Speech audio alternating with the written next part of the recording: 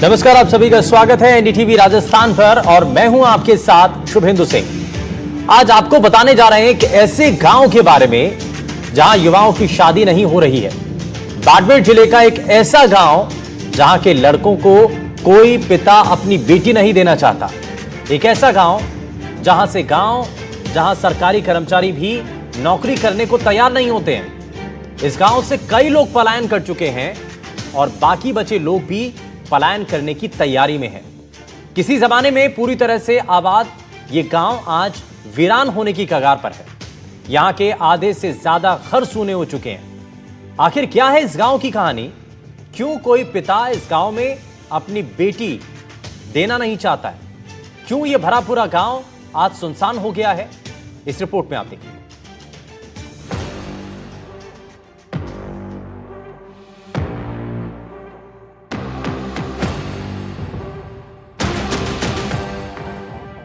आपकी ये सोचकर रूह कांप जाएगी कि 21वीं सदी में भी एक ऐसा गांव है जहां लोग इस तरह का जीवन जीने को मजबूर हैं। और ये गांव है बाड़मेर जिले में भारत पाक बॉर्डर का आखिरी गांव तारीसरा। इस गांव के एक तरफ पाकिस्तान तो दूसरी तरफ गुजरात के कच्छ का रण है। बाकी का हिस्सा थार के रेतीले धोरों से घिरा हुआ है। यहाँ के लोगों की तकलीफ जानने के लिए एनडीटीवी की टीम किसी जमाने में बनी डामर की टूटी सड़क से होते हुए इस गांव में पहुंची तो देखने को मिली सुनसान गलियां और गलियों में पसरा सन्नाटा।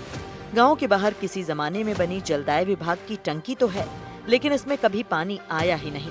और इस गांव की आबो हवा में मौजूद नमक इस टंकी को खा गया और अब ये जर्जर हालत में है और इससे किसी हादसे के होने से इनकार नहीं किया जा सकता। करीब 50 से 60 घरों की बस्ती के इस गांव में ज्यादातर घर खाली हैं। लोगों का कहना है कि शासन प्रशासन और जनप्रतिनिधियों के बड़े बड़े दावे और वादे पूरी तरह से खोखले हैं। हर घर नल से पानी पहुंचाने और बुनियादी सुविधाएं उपलब्ध करवाने के लिए दावे किए जाते रहे हैं, लेकिन यहाँ की स्थिति कोई और ही कहानी बयां कर रही है। देश दुनिया जहां 21वीं सदी में चांद पर बसने की बातें हो रही है, लेकिन राजस्थान के पश्चिमी जिले बाड़मेर में कई ऐसे गांव हैं जहां आज भी पीने का पानी नसीब नहीं है।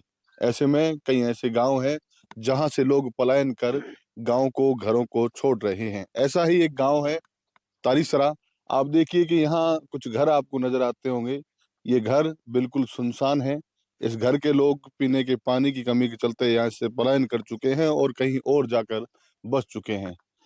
ग्रामीण हमारे साथ है, इनसे बातचीत करने की कोशिश करेंगे कि क्यों इतने साल हो गए आजादी के बाद पानी नहीं पहुंचा और पीने के पानी की समस्या के चलते इन लोगों को पलायन करना पड़ रहा है। क्या नाम है आपका सर? मेरा नाम महेश धन है सर। कौन सा गांव है? गांव तारीसरा। अच्छा, पीने के पानी की क्या स्थिति है? पानी पीने का बिल्कुल नहीं है सर। यहाँ से 15 किलोमीटर से टंकर मंगवाते हैं। 1000-1200 रुपया टंकर का लेता है और ये टंकर 5-7 दिन चलता है। और पानी 1 किलोमीटर बेरी है, लेकिन उसके अंदर पानी बिल्कुल है नहीं और पानी खारा है। ये समस्या, पानी की बहुत समस्या है, पूछे बात नहीं। अच्छा, कितने ऐसे घर हैं जो छोड़कर चले गए यहाँ गांव? आधा गांव खाली हो गया सर। आधा गांव खाली हो गया है और ये भी मजदूरी करके गुजरात से लाते और ये टंकर डलवाते, नहीं तो आधे तो गुजरात ही चले गए। समस्या बहुत है पानी की। हमने बहुत बार कांग्रेस बीजेपी सभी को बोला, लेकिन अभी तक कोई पानी का समस्या हल हुई नहीं। बिल्कुल, इनका कहना है कि जो जनप्रतिनिधि है उनकी उदासीनता है कि कभी ध्यान इनकी तरफ गया नहीं। कितने साल हो गए आपको देखते हुए कि यहाँ पानी नहीं है? सर, जब से मेरा जन्म हुआ तब से यही समस्या अनवरत जारी है और गांव में लगभग कितने घर पलायन कर चुके हैं, खेतों में जाके बस चुके हैं। बच्चे जो सुबह स्कूल जाते हैं वो भी 2-3 दिन में एक बार स्नान करके स्कूल जाते हैं और जो पानी का टैंकर मंगवाते हैं वो भी 15-20 किलोमीटर दूर से आता है और 1000-1500 रुपये पानी का टैंकर वाला लेता है। बेरोजगारी की समस्या तो है ही, उसके साथ में पानी की और समस्या है। ग्रामीणों का कहना है कि कई साल गुजर गए, लेकिन इस गांव में कभी सरकारी योजनाएं और सुविधाएं देखने को नहीं मिली।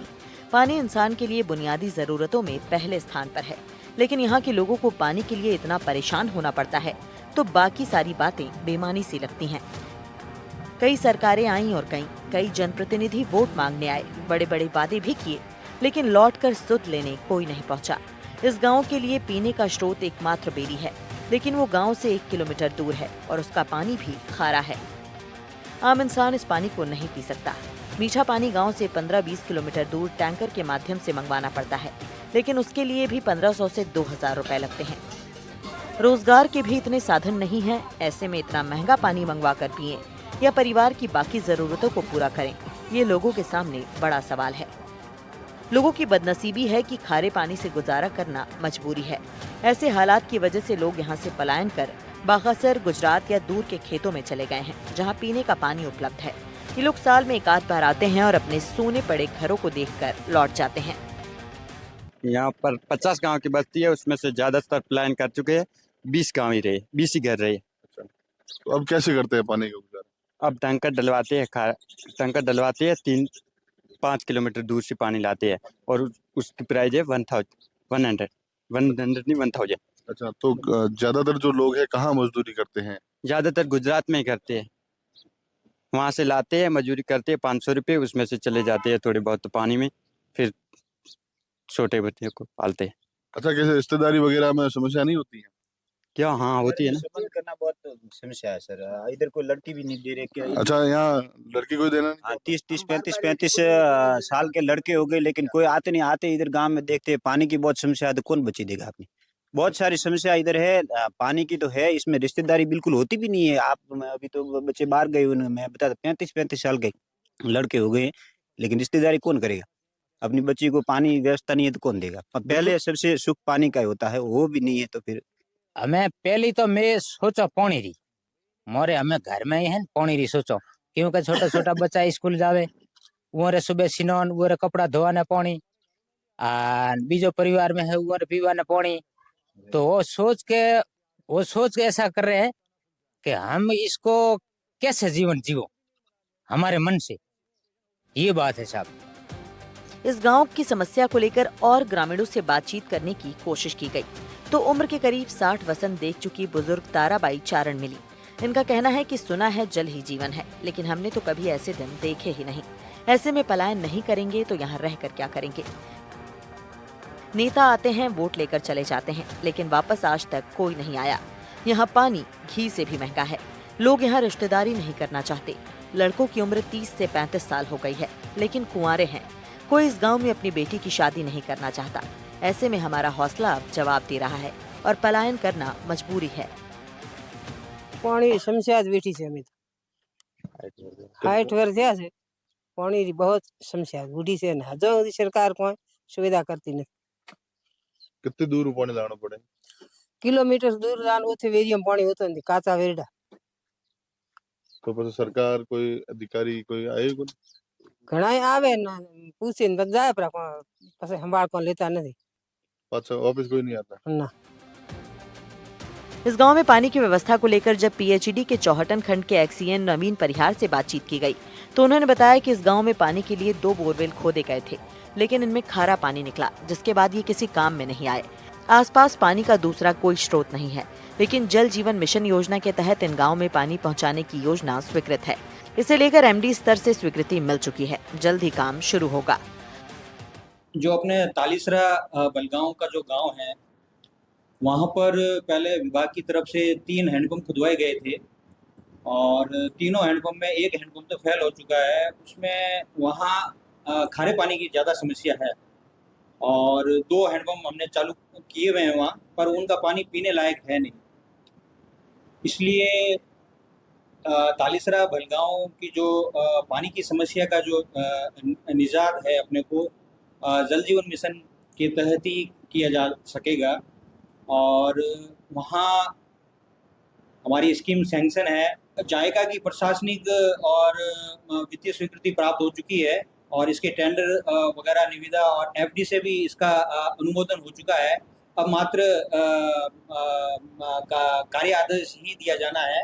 वो मुझे लगता है कि जैसी मेरी प्रोजेक्ट के अधिकारियों से चर्चा हुई, उनके अनुसार उन्होंने बताया कि 1 महीने के अंदर अंदर कार्य आदेश हो जाएगा और धरातल पर कार्य शुरू होना प्रारंभ हो जाएगा। कार्य की जो समय अवधि है वो करीबन 24 माह है और चूँकि इसमें आधारभूत काम भी होना है, इसलिए आधारभूत से ये काम शुरू होगा और हर घर तक जल पहुंचाना इसमें निर्धारित है, इसमें कार्य ले रखा है साहब। हालात ये हैं कि लोगों को अपना ही घर छोड़कर जाना पड़ रहा है। इस गांव में युवाओं की शादियां नहीं हो रही, न ही रोजगार के ही साधन उपलब्ध हैं। लोग यहाँ दयनीय जीवन जीने को मजबूर हैं। प्रशासन को लोगों की इस समस्या की ओर ध्यान देने की जरूरत है, ताकि यहाँ पानी की कमी पूरी हो सके और लोगों को अपना आशियाना छोड़कर कहीं और जाने के लिए मजबूर न होना पड़े। आप देखिए कि ये जो है एक घर है, बिल्कुल सुनसान है। जो लोग हैं वो बिल्कुल यहाँ से पलायन कर चुके हैं, कोई भी इन घरों में नहीं है। ऐसे कई घर इस गांव में स्थित है जो धीरे धीरे पलायन कर ये गांव, लोगों को डर है कि कहीं यदि समय पर पानी की व्यवस्था नहीं हुई तो मजबूरन इस गांव के लोगों को ये पूरा गांव खाली करना पड़ेगा। राजू माली, एनडीटीवी, बाड़मेर।